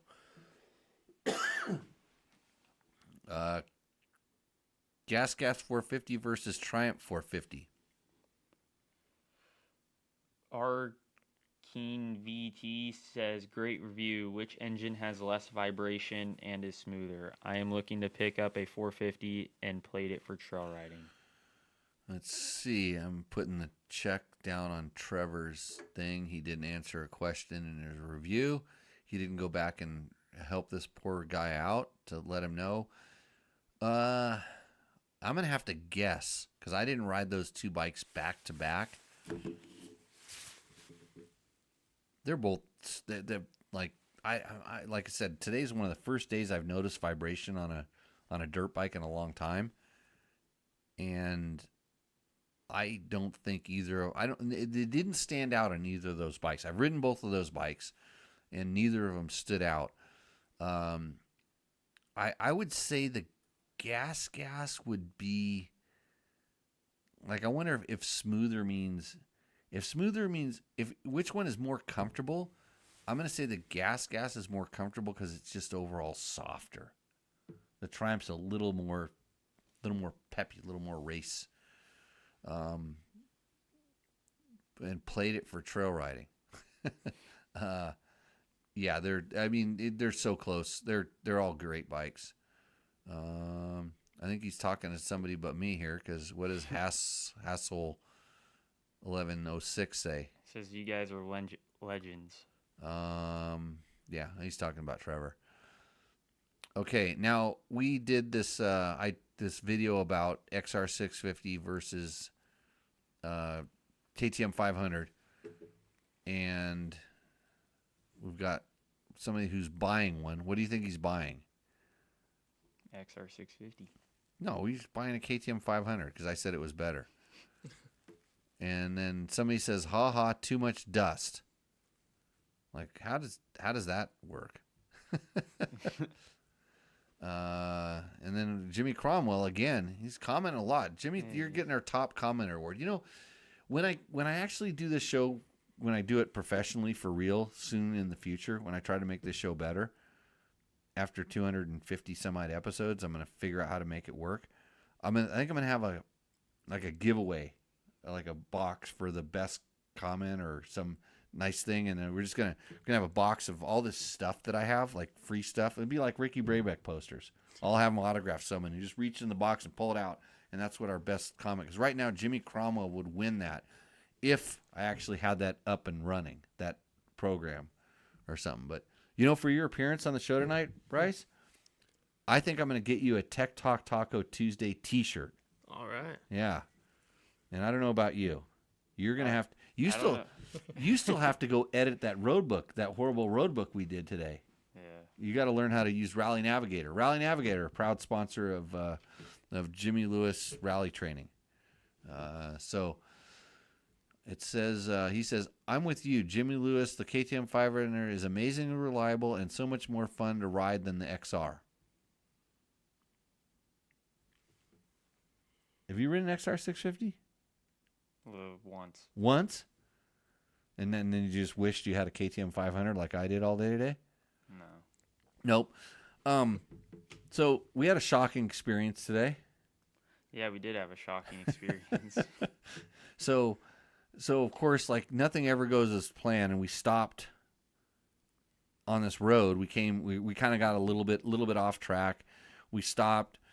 My GPS unit, the Trail Tech GPS unit, by the way, Trail Tech sponsor of the show, they help us out. Battery, the contacts on the back of the unit.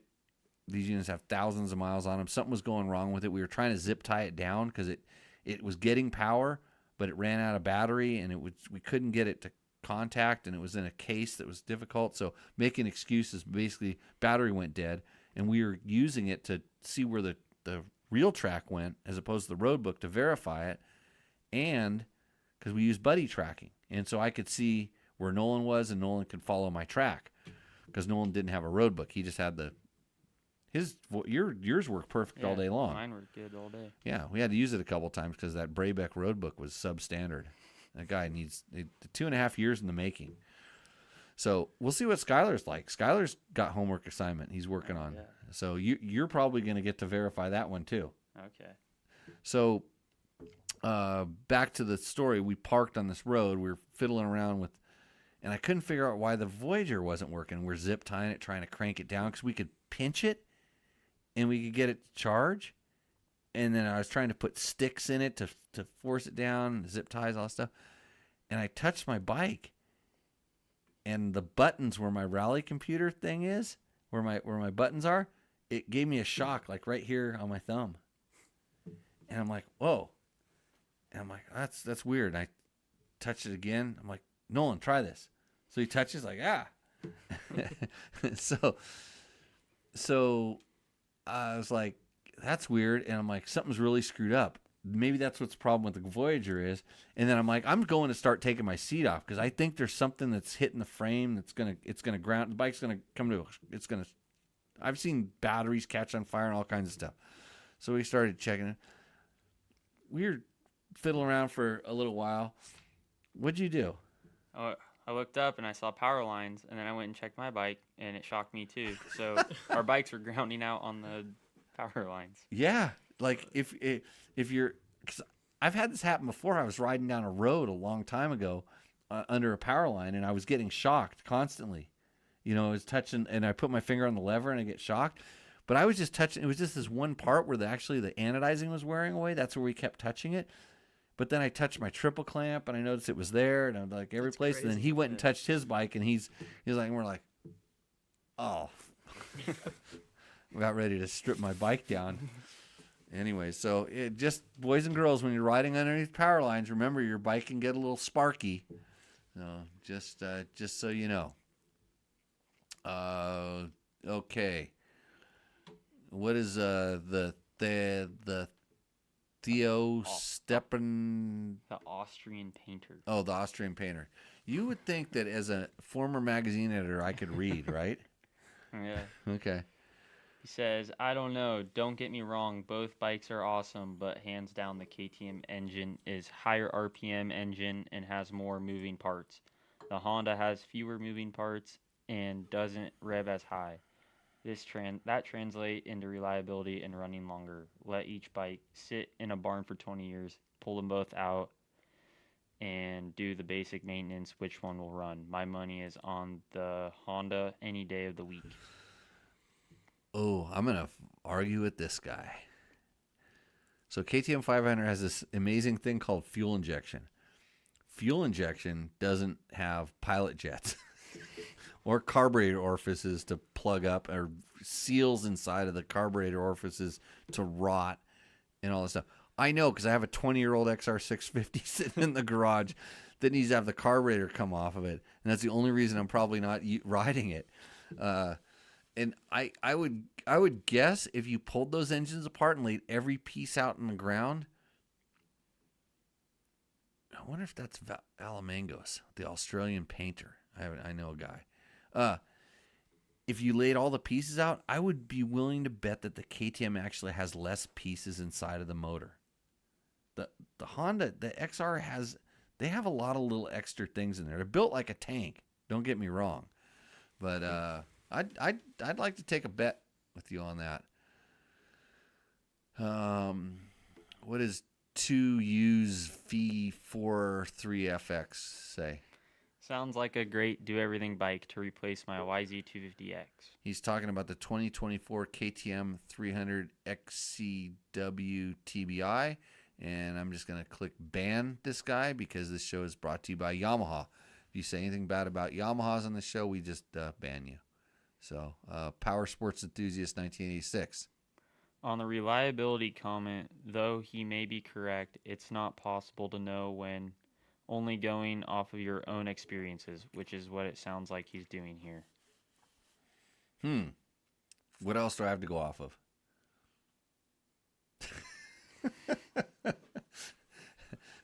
So, my experiences, let's see. I happen to know a guy who won a whole lot of Baja 1000s on XR650s, right? Mm-hmm. So I've seen them used in full fury.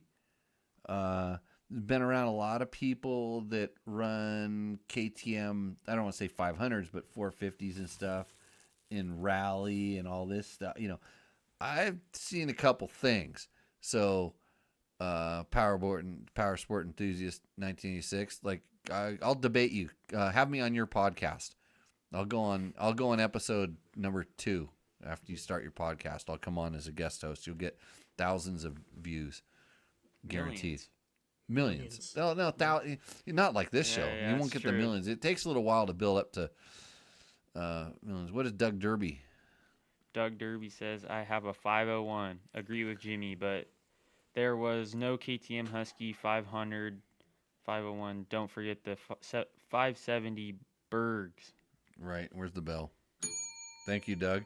I talked about the Husaberg already today, but so we're talking about if you could only have one bike, XR650 versus KTM 500. There's no question. I don't even know I don't even know how the XR650 got brought into that conversation, but it did. It's a good bike, don't get me wrong, but I think we were talking about 20 years ago and then now sort of a deal on this stupid podcast when it was only 9 episodes old. So you probably have to listen to the thing in full context. And but if there was no KTM Husky 500 501, there is. So you don't. Yeah, I know the Husaberg is a great bike until you have to work on it.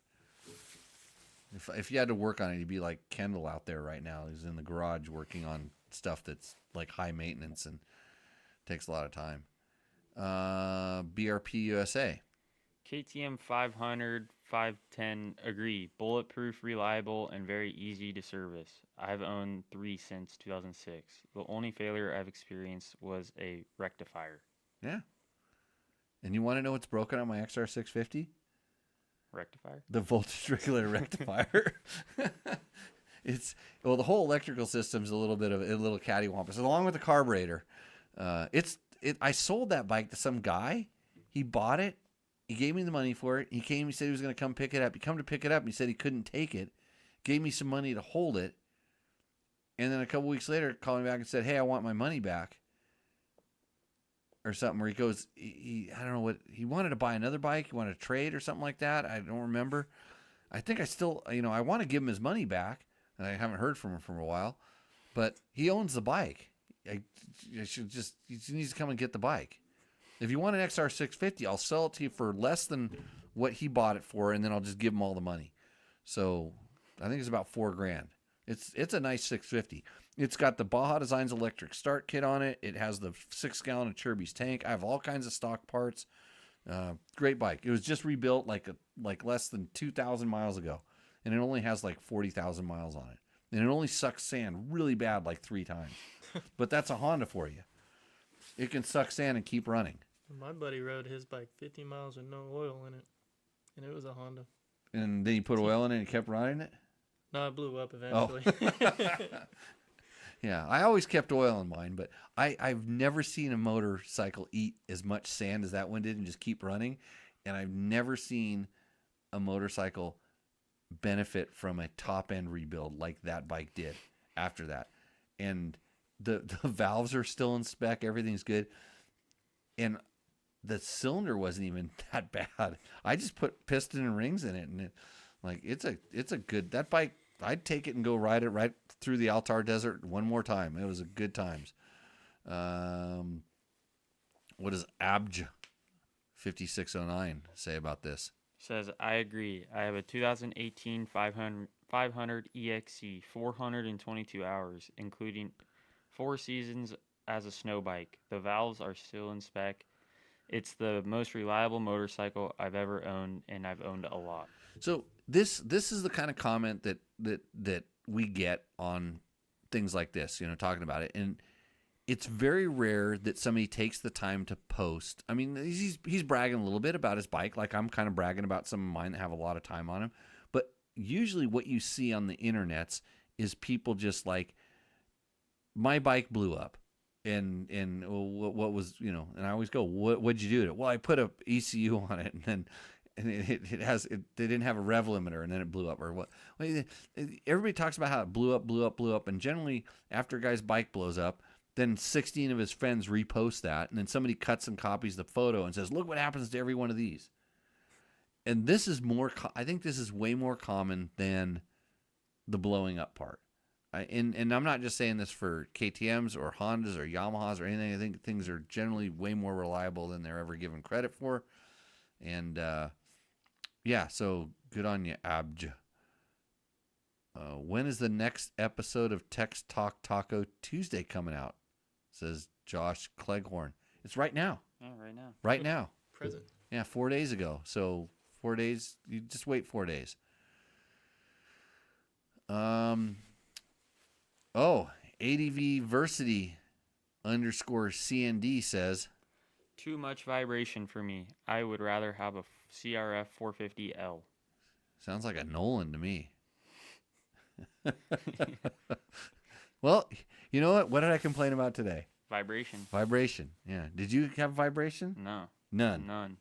Because your Honda was just buttery smooth all day Honda long. was buttery smooth. You sure? Yeah. Yeah. I don't know.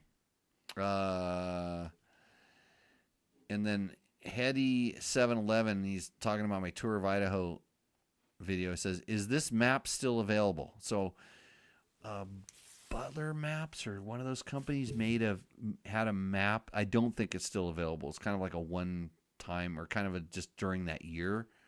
You could always reach out to them. They may have some still around, but I don't know. Caleb Wilson says, 14 grand.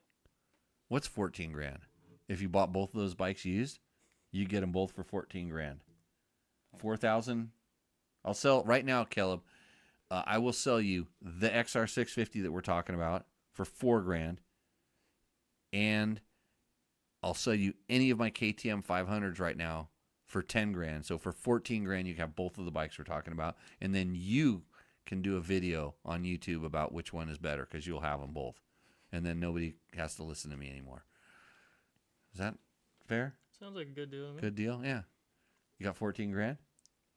Shit, it's in My bike. wife would like it because she actually, we're talking about getting her a beta cross trainer, like I heard just about those, yeah. shrinking down a little bit. Yeah, the KTM 300 is a little much right now. So, and she's not on the Blue Crew. She's really not a Yamaha fan. This show brought to you by Yamaha. Yamahas are bulletproof, man. They're bulletproof, but they're a little too spicy for her. She honestly likes the orange ones better than the blue ones. She she doesn't really. I got to get her on a YZ250. She might 2-stroke. She might like that.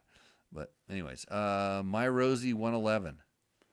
Can't argue with him. I've had one myself, and it's brilliant. I met a guy with a 2018 model, and it has 30,000 kilometers, 800 hours on it, and all he's done is standard maintenance and 3 batteries. Yep. You can't argue with me. More adventure? Says, love my 6 days. Also, love my Gen 1 built out KLR 650. Well, he just degraded his whole, like if you love your KLR 650, that's weird. I didn't No, know I had one. hey, people ask me all the time. It's like, hey, I want to get an adventure bike. What's the best one? I say KLR 650. Like, what? I'm like, yeah, because usually they don't know what they don't know, and it's like, get one of those. You can buy one cheap, new or used. They all cost the same. I don't know why, and this is why I'm joking, because he says built out. Don't build it out. Just sell it. When you need to build the KLR out, now you're polishing a turd. Don't polish a turd. Go get something different. Yeah, KLR 650. Great bikes. Can you help Beehive Enduro, Nolan?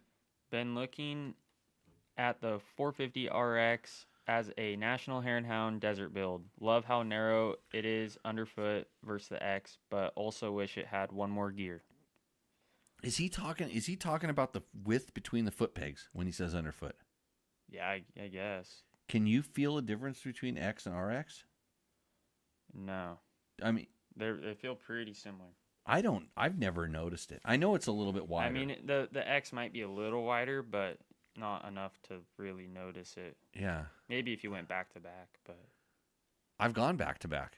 And it's funny because I've gone back to back, and almost every single time in every condition except when you get to motocross, I kind of preferred the X. If I was going to put my money on it, I would go with X almost every time.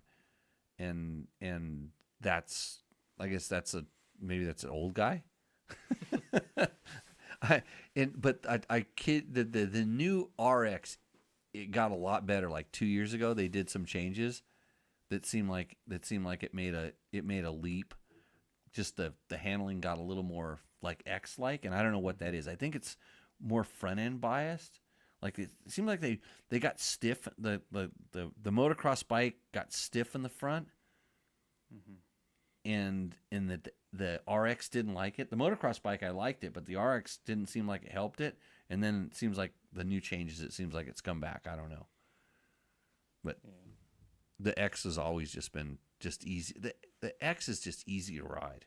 yeah. That's what I like about it. That's what you're riding today, but you're riding old version. First Gen X, yeah. Yeah, old version X. We got in trouble here.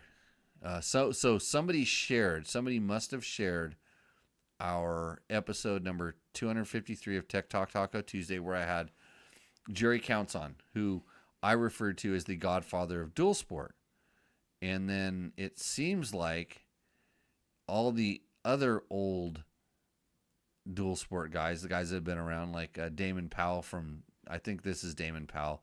Yeah, first time listener, Mike Peelan informed me many of the names mentioned attended Team Dual Dogs rides. So that Damon was a dual sport promoter back in the day. It's kind of funny because me and him, I used to ride with him and stuff, and then they started doing these dual sport rides, and they were using a lot of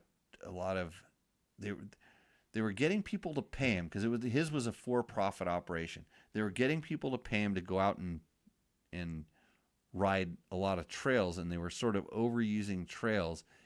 And I got a little upset that they weren't giving anything back. Like, these weren't the guys going out and maintaining the trails. They were just going out and using them. And if you've ever put time in working on trails, making a good trail, and then it gets obliterated by a bunch of guys who paid $40 to go spin their tires on it and dig it all up, you're probably not very happy. You know what I mean? Bryce? Know what I mean? that happens all the time. Yeah, I know. You guys are out there making trails. You know this. So me and Damon kind of had a little. We had some discussions about this, and it was all good. And I think he ended up spending a lot more time working on the trails. He would go out and do it himself. I told him he needs to get like 40 of the guys that go on his damn rides to come out and help him to get it done a lot quicker. James Pillion is the godfather of dual sport. That is direct misinformation. That Jerry counts as the godfather of dual sport. I know we explain it pretty good on the show. You can listen to the show, episode 253. Let's see. Too bad, says Dr. Dan DC. He's not the real godfather of dual sport. Jim Pylon is the godfather of dual sport. So Jim was definitely a figure in the dual sport. I remember from when the early dual sport rides, he was right there. So don't know. Obviously somebody was not happy with what I said, and they shared it and got all their friends to comment. But that's what makes the internet a great place. And what does Scott Miller say? He says, dude had one too many beers. And on that note, I think we should just cancel this whole show. But hold on, we got a couple questions. Anthony says, my hand is not a good multimeter. That was pretty good today. Yeah. Yeah. Let's see. Moto Venture 2539. He says, Voyager Pro is by far my favorite GPS, but the cradle can be a nightmare. Killed a couple of them so far in both versions of the screw and spring cradle. It's one of the middle pins that gets struck. Moto Venture is 100% correct and true. I agree with you. That thing uses a lot of power. Voyager Pro uses a lot of power, and it's a lot of power going through a little pin with a little spring behind it, and all the different cradles. You've got to pay attention to them. The only thing I can say is that don't let them run dead on the bike and then try to charge them through on the bike. It's better to charge them off the bike with a controlled charge. Let's see. You can loosen it with WD-40. I replaced my battery in a Voyager Pro unit before discovering it was stuck pin in the cradle, causing an intermittent connection, which created the charging issue. Yeah, the cradles go bad. And if, like I said, those springs get hot and then they lose their tension, they don't push up into the thing. That's what I knew what the problem was. That's why I couldn't squeeze it down hard enough. And I've actually pulled the cradles apart and pulled the spring and stretched them back out to make them work. But having a little dielectric grease helps stuff, because basically if the contact's bad, it increases the heat at that location and it wears the spring out. So with that, what do we have upcoming? What's kind of cool? Well, we were gonna do more rally talk, but we didn't do rally talk because the rally guys are all tired. Real rally guys only rode half a day today, but fake rally guys rode all day. Yeah. They don't want to come on. They're busy. What else? Hot Shoe Hall of Fame, end of January. That supports a good cause. Shoes for the people that need shoes, and it's also a great way to see washed up ex-motorcycle racers get inducted into Hall of Fame, and you can race me at go-karts, which evidently Gene Woods is pulling 17. He's got 0.6 of a second on me around the track right now, but I don't own the track. He does. So anything else? What do you got going on, Bryce? Where's your next race? January in Good Springs. Let's get that fork working by then. Mm-hmm. Nolan, what's up for I'm you? excited. Probably check chase beginning of the year. Check chase beginning of the year. Trevor just wrote a story about all of the different races, the history of all those old races up on Dirt Bike Test. He got a free entry, so he had to write a story, and he doesn't realize how bad of a deal he got on that. But the thing is, I'm pretty sure Trekker's threatened to kill him if he didn't post it. So if it really favors the Checkers as the better club in that story, you just know that those guys know how to lay heat on people they don't like. So, okay, everybody. Thanks for watching the show. Thanks for commenting, posting. We will probably see you on the next episode. And if I ever get time to edit these and put them up on the other things, the YouTubes or Facebooks or whatever, we'll do that too. So on behalf of Yamaha for sponsoring the show, all of our other sponsors like Bulletproof Designs, DDC Sprockets, Climb. Oh, I didn't talk about how awesomely comfortable I was all day with all my nice Climb gear, did I? No. I was wearing the 1.0 underlayers. Yep, super comfortable because we started. It was pretty cold. Got kind of toasty in the middle of the day. Cold at night because it was almost dark when we got back in. I was really happy with all of my Climb gear. If you need Climb gear, hit me up. I might even have a discount code. So any questions, comments, concerns, leave them in the comments, and we're going to sign off, and we won't be here anymore. So with that, we'll see you out on the trail. Okay, cheers, everybody. Now I got to remember how to turn the show off. So you have to push some buttons someplace. I don't know how it works. There's a button over here that makes it go away. I think there's an exit thing. Stop.